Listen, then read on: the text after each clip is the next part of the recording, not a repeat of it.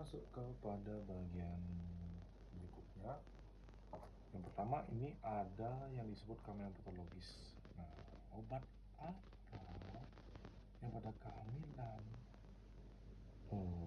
yang dihindari? Yang pertama adalah obat teratogenik. Nah, ini bisa menyebabkan cacat janin ya. Kita bisa bagikan beritahukan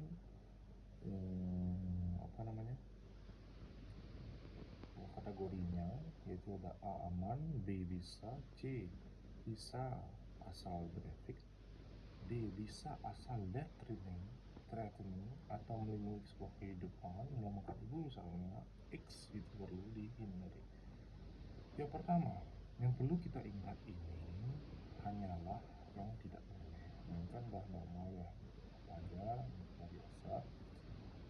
Yang tidak boleh di sini ada beberapa obat respiratori seperti kortikosteroid injeksi, obat TB di sini ada streptomycin, obat gastritis yang ada misoprostol dan prostaglandin kalau memicu kontraksi uterus. Ini ada primaquine, kemudian ada kortisol, ini ada statin, warfarin dan fluvoxamine. Ya. Masuk pada materi berikutnya, ini ada kehamilan patologis pertama, yaitu ada toxoplasmosis. Parasit melalui kucing abortus cacat janin ditemukan kristal jaringan bradizoid. Ya, direct detection yang pertama bisa dilakukan dengan scan, biopsi dan PCR. Gold standarnya adalah Sabin Filmendic test penurunan transplasenta. Makanya kemudian kita cek IgG-nya apakah positif negatif. Jika negatif, boleh hamil, diberikan asam folat sesuai dosis normal. Kemudian jika positif, kita cek IgM-nya. Kalau negatif boleh sama kembali ke bagian di atas. Kalau dia negatif, kalau dia positif, tunda kehamilan. Kita obati dulu maksudnya. Jika terlanjur hamil, kita lihat umur kehamilannya kurang dari 18 minggu atau lebih dari 18 minggu. Kalau 18 minggu, kita bisa berikan spiramycin. Kalau dia lebih dari 18 minggu, kita berikan sulfadiazin dan pirimetamin. Tidak kecuali kita juga akan pasti memberikan asam folat 4 mg atau 4000 mg. Nah, di sini ada beberapa trias rubella atau gejalanya yang dialami ya. Pertama trias rubella yang juga kuning, katarak, tifus, kardiak dan pemasangan pada kardiak. Juga ada pemeriksaan katarak dan bukan katarak lah. Ya. Lanjut ke emesis gravidarum. Apa itu emesis? Nah, ini hiper. Terjadi apa? Emesis gravidarum itu terjadi sebuah peningkatan hormon beta HCG yang menyebabkan ptigialisme atau produksi sel berlebih. Nah, hiperemesis ini terjadi kapan disebut hiperemesis? Ketika ditemukan gangguan entik. Ya, entik itu apa? Pemenuhan makanan maksudnya. Derajat 1, 2, 3 ini ada gangguan dehidrasi.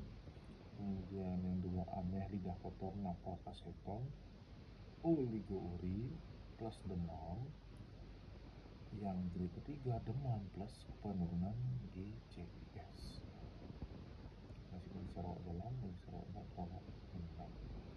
Farmakologi berikan vitamin B6 atau pyridoxine, berikan antihistamin atau doxylamine, metoclopramid dan ondansetron, yang dimana cara kerjanya adalah sebagai anti-emesis sentral atau anti-mencegah.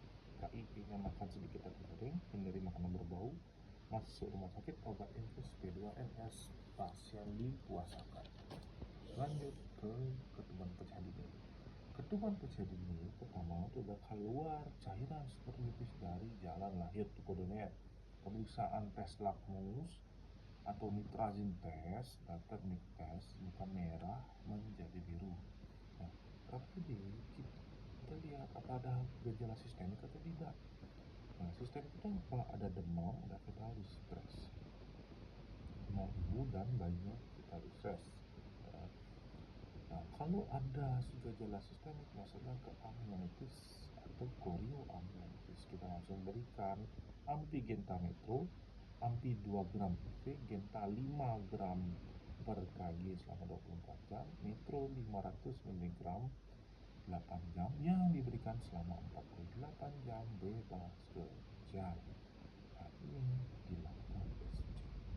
Nah, masuk jika tidak ada, kita lihat ini preterit atau ateron kurang dari 38 atau lebih atau 38 sampai 42. Kalau ateron dia berikan pematangan paru. Jadi kan dia kan belum siap, jadi kita berikan pematangan paru. Nah, pematangan paru baru kita berikan antibiotik, lalu kita baru lakukan terminasi. Ya, justru kalau dia ateron 38 sampai 42, kita lihat pecahnya ketuban ini lebih dari 18 jam atau kurang dari 18 jam. Kalau lebih dari 18 jam dia harus diberikan antibiotik, yaitu genta dan metro ini terpagina sama seperti preteron. Kalau dia kurang dari 18 jam dia bisa langsung melakukan terminasi. Tokolytik itu sebenarnya TMS, terbutarin nifedipin, indomethacin salbutamol. Kemudian kita berikan pematangan baru yaitu beta metason 12-12 dalam 2 hari dan dexamethasone 6-6-6 dalam 2 hari, berarti beta metason 1 kali sehari, dexamethasone 2 kali sehari. Oke. Nah, kita ada pemeriksaan AFI, namanya.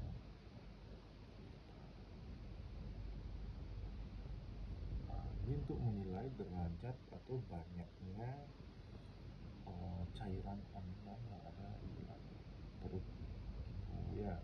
Berapa jumlahnya, apakah dia banyak atau kurang? Patokannya di 5 sampai 25.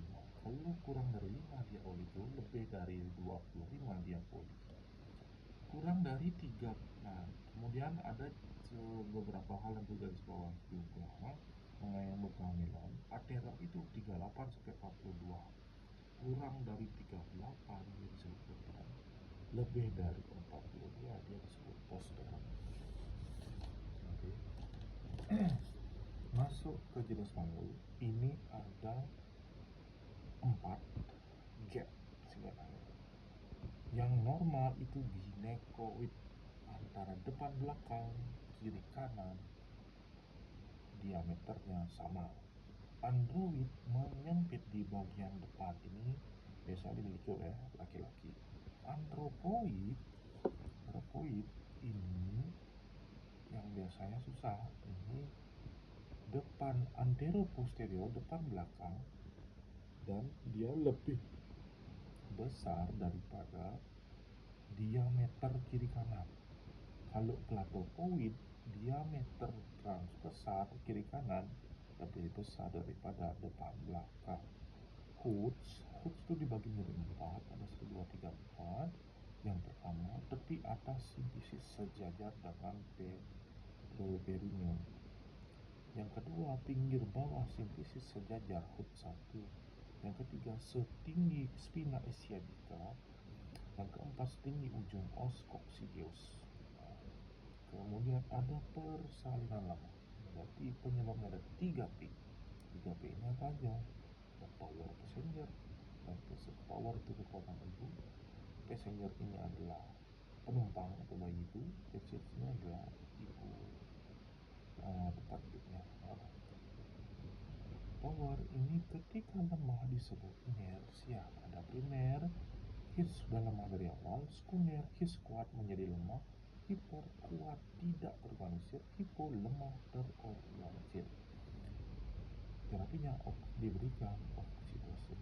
Passenger bayi besar biasanya. Yang besar ini diakibatkan karena ibu mengalami kelebihan berat badan.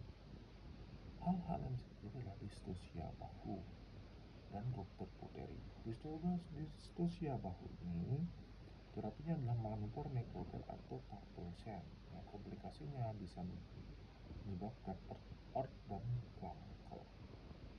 Nah, untuk Puteri terapinya atasi shock molekular passage di passage atau panggul kecil atau sepal pelvic disproportion. Nah, bagaimana kita bisa tahu? Kalau misalnya tinggi ibu kurang dari 145, kemungkinan besar akan terjadi sepal pelvic disproportion. Ini untuk makrosomia.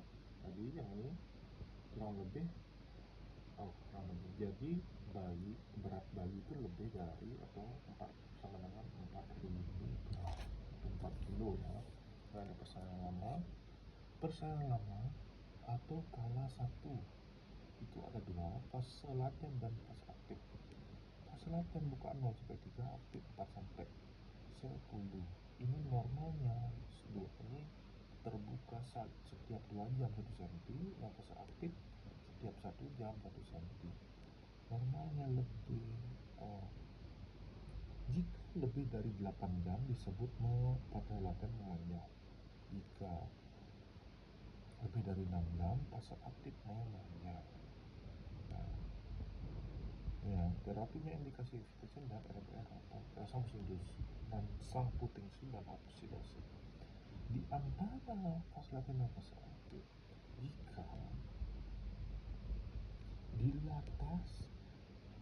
bila 2 jam pembukaan menetap dengan batas maksimum 6 jam disebut arrest of dilatation. Arrest ini berhenti, dilatasi membuka, berarti berhenti membuka. Kalau misalnya masuk ke kala 2, ada primi dan multi. Kalau primi normal 2 jam, multi normal 1 jam. Untuk menerapinya kita lihat Hertz-nya dulu. Kalau Hertz tinggi atas 1,2 langsung kita SC. Kalau dia rendah 3 sampai 4 kita lihat power ibu. Kalau kuat dia langsung vakum, kalau dia lemah langsung forceps. Nah, sini jika sebelum kala 2 terjadi perhentian penurunan, dia disebut arrest of descent. Dalam 1 jam kan normal 1 jam. Dan bila dalam 1 jam tidak ada penurunan Hertz, kita bisa diagnosis sebagai arrest of descent, berhenti menurun. TX-nya, jika ada perubahan, pecahkan induksi observasi bikin grid observation. Kalau tidak ada perubahan, evaluasi bisa saja terjadi CPT. Jadi kan ada vakum, kalau kita lihat komplikasi dari vakumnya apa? Komplikasi dari vakum itu ada 2. Yang pertama ada kapus succarium dan kapus sepal hematum. Kapus succarium ini dia tidak melewati sutura, makanya isinya cairan. Lalu hematom berarti dia sudah melewati sutura, isinya dari suturanya cairan lemak dan kemudian ini juga sama, cuma bedanya antara cairan dan darah. Diagnosis persalinan lama tegak. Jika komplikasi ibu dan anak ada demam dan ada distres, disebut partus kaset atau neglected of labor. Persalinan palsu atau false labor, ada his plus bloody, dievaluasi dalam 24 jam tidak ada kemajuan atau bukan septic. Multi 1 cm sampai 24 jam menetap. Ini persalinan palsu.